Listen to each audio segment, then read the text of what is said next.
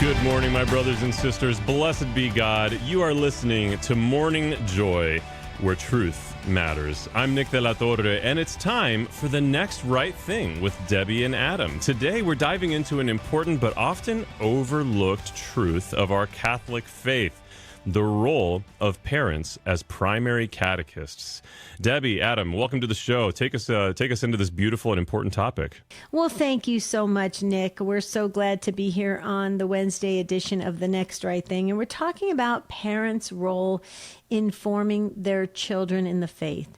And they are the primary catechists. And Adam and I are going to unpack this together so that are all the parents out there and grandparents and godparents can really listen to this and understand that they have a very key role in forming the youth. What do you say, Adam? Well, Deb, this makes me think of my own childhood immediately, because I remember a couple things.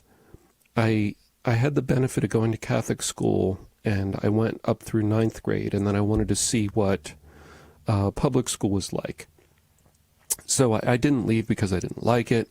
I just literally wanted to experience something different. So I had kind of one of the last generations probably to have actual nuns teaching us. And we had a few lay people, but I remember distinctly the nuns teaching us the faith. And I don't remember it being a separate class, but it was kind of woven in to everything else. And I remember like a rosary, a large rosary for teaching purposes hanging on the wall in the classroom, hearing different corrections or explanations of things. And I know for me, in terms of the very, very basics, that was where I remember being catechized. I also remember going to CCD for a while, but honestly, I don't remember a thing about it or anything that I learned. I vaguely remember being dropped off. It was like a Saturday or a Sunday, and being picked up, and I don't recall anything sticking from those days. But then again, fourth and fifth grade, you don't really remember what you learned back then, but it did help. So I'm not saying it was useless at all, but, here I am at 55 looking back. Now, I really learned the faith more as an adult, I would say, though I probably picked up a lot in those years of Catholic school and maybe didn't really realize it. But I didn't honestly learn much at home at all. I learned about the basic holidays. I don't think my parents were well catechized themselves. And so really, in terms of learning the faith, like some real basic things even, certain gaps that were filled in, as an adult, that were surprising to me, how now I realize how basic they were, and they were completely missing. So even having gone to Catholic school for, the first 9 grades, and having nuns for teachers, and going to CCD for some period of time in there, there was huge gaps. And I do remember at home talking about, Catholic holidays, holy days, what is Easter, what is Christmas, but it was a real cursory explanation. So I look back on my own life and realized, really to get the details and get it solidly, I had to do it later. I think one of the big complaints everybody has right now and concerns is the young aren't being taught the faith. The faith isn't being passed on in such a way that the young people are interested in learning more and participating in the faith that they've been baptized into. There's concern that, mass attendance is going to continue to drop, and the average, parishioner is getting older and older. And so one of the things we're all wondering is, how do you help with that? And, here we are in Catholic media, I think doing a little bit of a part of it, because we evangelize in a sense, and we certainly try to teach the faith here. But unless you get it as a child, not only the intellectual teaching, Deb, but I would say the modeling of participating in the faith is probably the most important part in terms of the kids retaining the faith. But the church realized this real clearly. So it used to be the teaching that the primary catechist was, the parish priest, preaching from the pulpit. It was the Catholic school, because most Catholics went to Catholic schools. Well, the understanding now is it's the parents. And if you'll bear with me, I'll just quickly read paragraph 2223 from the Catechism, where this is spelled out so the parents can understand what we're drawing from. Parents have the first responsibility for the education of their children. They bear witness to this responsibility first by creating a home where tenderness, forgiveness, respect, fidelity, and disinterested service are the rule. The home is well suited for education in the virtues. This requires an apprenticeship in self-denial, sound judgment, self-mastery, the preconditions of all true freedom. Parents should teach their children to subordinate the material and instinctual dimensions to interior and spiritual ones. Parents have a grave responsibility to give good example to their children.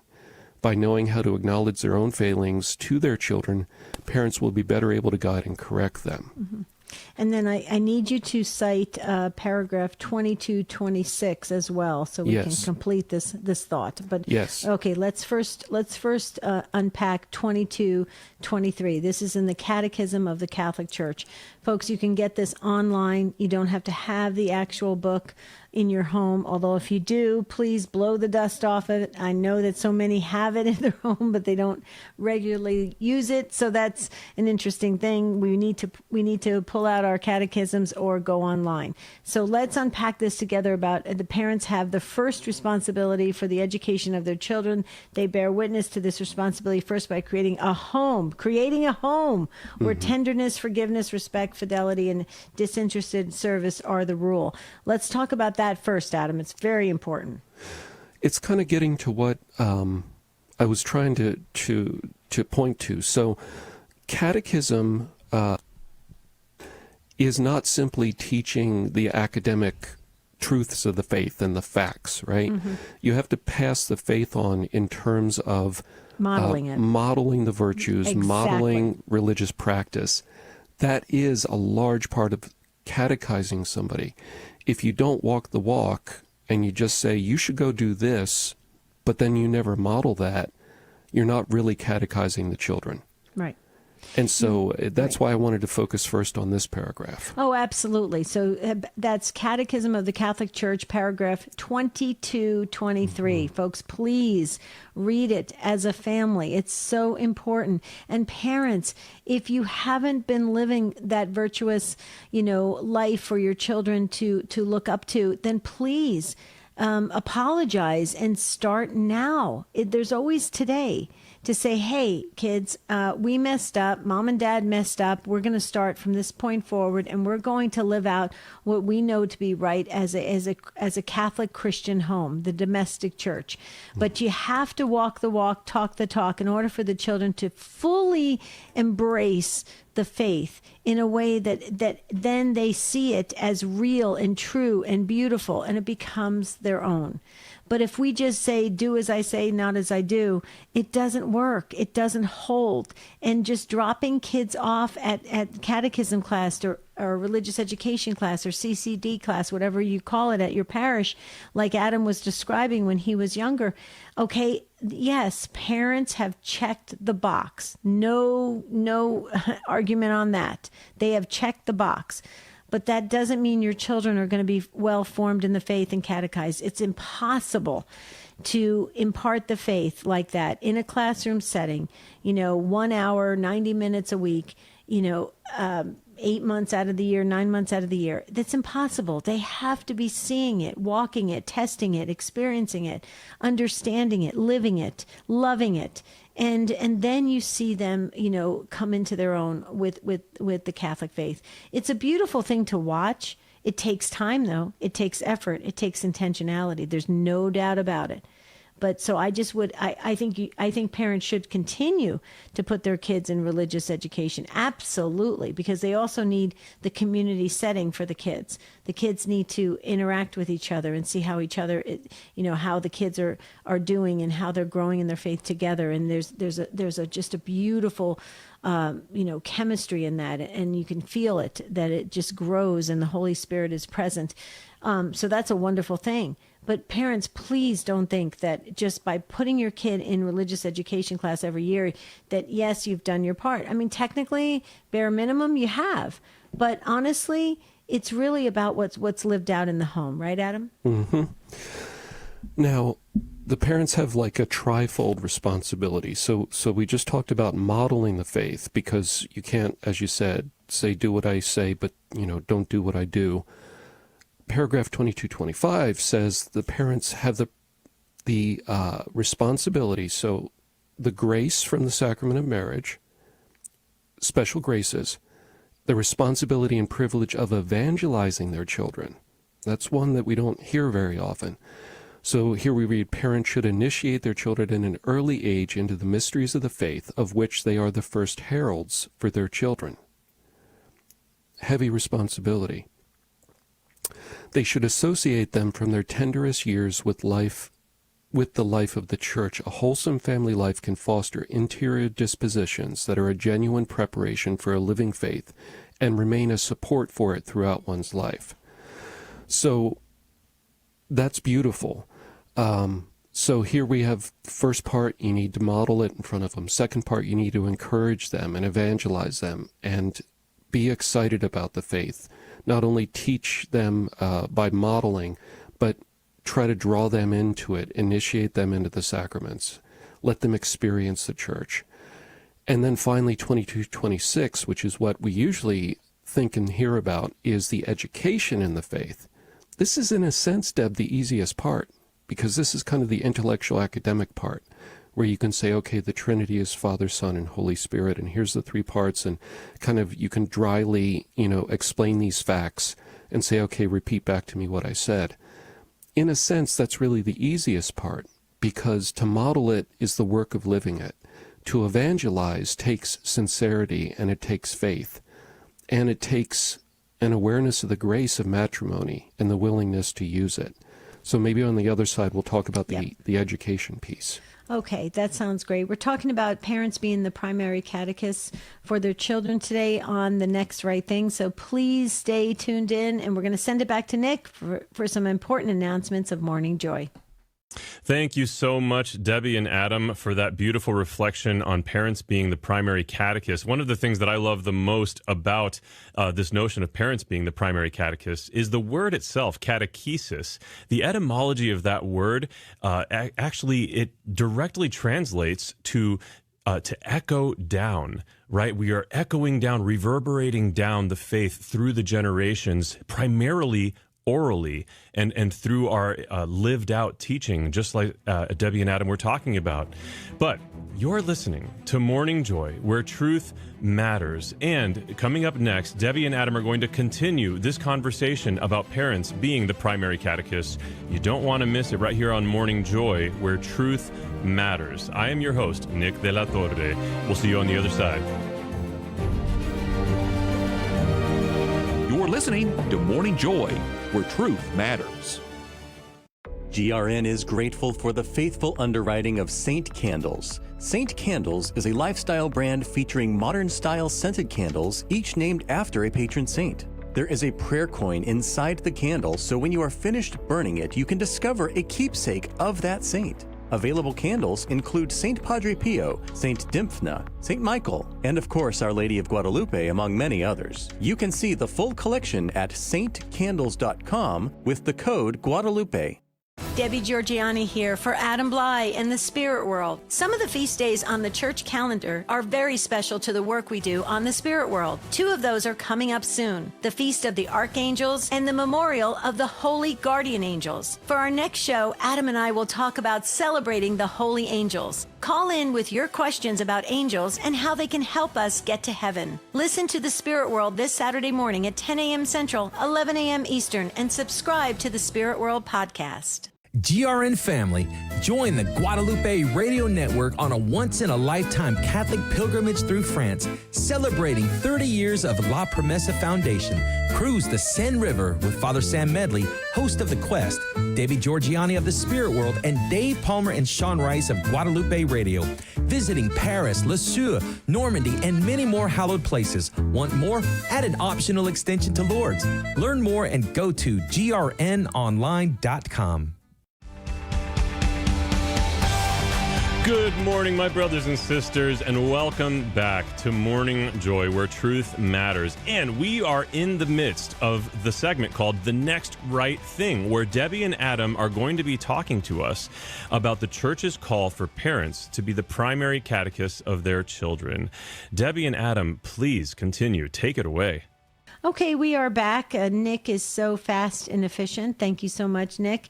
Let's continue. I love diving into the catechism. I think so often we don't even look to the catechism. I've said this many times as a religious education director, Adam, in years past, that parents should definitely read the catechism, these paragraphs that you are citing right now for all of us, before they enroll their children in catechism class, in religious education formation class, CCD, whatever you want to call it, at the parishes. It all is the same thing. It's formation for youth and young adults. Okay. They should read these catechism paragraphs. There's no doubt about it, because if you understand the role of responsibility and the responsibility for parents, then parents will take it seriously. Instead of dropping off their kids, picking up their kids, check the box, they get in the car, and we find out later that the kids have never discussed many of the things they learned in the class with their parents. It just goes on from week to week to week. How do we know that? I was a religious education director for over 25 years. We used to hear it all the time. Miss Deb, I went home and I tried to tell my parents about angels, or I tried to tell my parents about this, and they didn't want to hear about it. I mean, I laugh now when I think about it, but parents are busy. Everybody's busy. You know, that's the common excuse for everyone. I'm busy. I've got things to do. So you move on with life. But the problem is that there's a real responsibility and a privilege and an opportunity here for parents to really impart the faith to their children, to instill the principles of the Catholic faith in their children at a young age, and to live it joyfully. So what do you say to all that, Adam? I know you're going to continue in the catechism. Well, the third part of our kind of tripart discussion is paragraph 2226. Education in the faith by the parent should begin in the child's earliest years. This already happens when family members help one another to grow in faith by the witness of a Christian life in keeping with the gospel. Family catechesis precedes, accompanies, and enriches other forms of instruction in the faith. Parents have the mission of teaching their children to pray and to discover their vocation as children of God. The parish is the Eucharistic community and the heart of the liturgical life of Christian families. It is a privileged place for the catechesis of children and parents. So here, they're not only saying, continuing this theme, that the parents have the primary responsibility. If they don't do their part, things are going to be really deficient. There's going to be a real problem.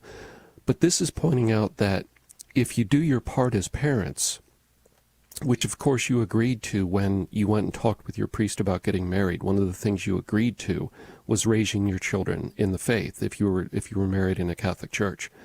So you've made a commitment to this. Not only is it critical and it's really going to help your child, but this is pointing out that it enriches other forms of instruction in the faith. Well, what does that mean? When you go to Mass on Sunday and Father talks about things and he uses certain words, like grace, for instance, simple word, but it's very broad, can be used in many different ways. If a child has learned about grace, you know, even that it means a gift from God and it's freely given and that it's undeserved, we can't do anything to earn it, and it empowers us to do better than we would normally do on our own, left to our own devices, whatever it is. Now the child is empowered and they've been enriched, so Father's homily has more depth for them and they get more of it.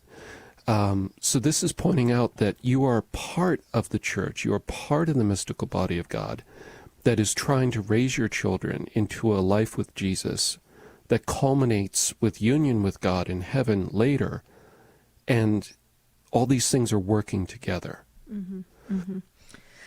Okay, so I've heard this said many times that, nothing and no one can replace the influence of the example of a parent on the spiritual life of a child.